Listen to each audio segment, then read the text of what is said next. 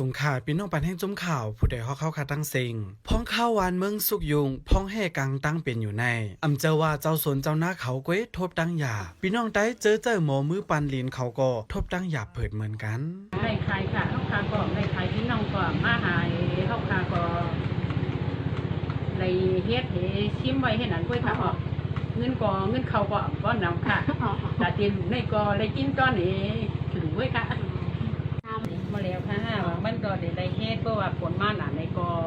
มันอ่ำแห้งมีที่ไว้ที่ว่างนี่เข้าคาก็เลยเฮ็ดกับ1 เปียดบ้านหนองเส้นกันด้วยอ๋อกูปีเด้เจ้าปันโมปันหวานเขาไล่ต่อส่งขายจ้อมป้อยเลือน4ป้อยคำสั่งลองเจอในก็เฮ็ดเฮอเป็นเงินจกเงินจ่ายเงินกินเงินหลูตาเนื้อนาเฮินกว่าง่ายไปง่ายนั่นนะเพื่อนไปเฮ่ไปกังแก่เข้าคากว่าหมอคิวกว่าจ้างยาน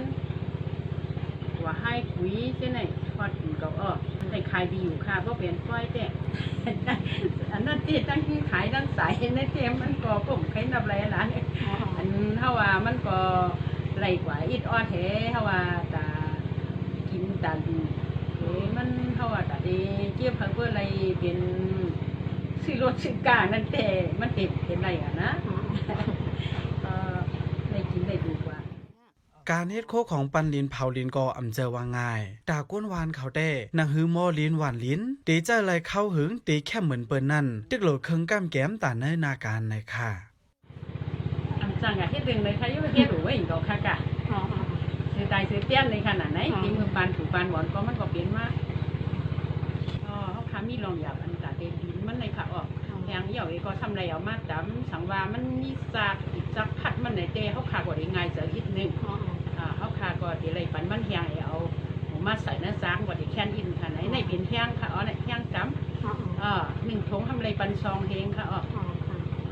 อันอยากจะได้มีเสียงไหนค่ะเป็นไรเตะช่วยอันซักให้ก็ส้มหนาวค่ะดำดินในดำดินในก็เขาขาดส้มหนาวค่ะ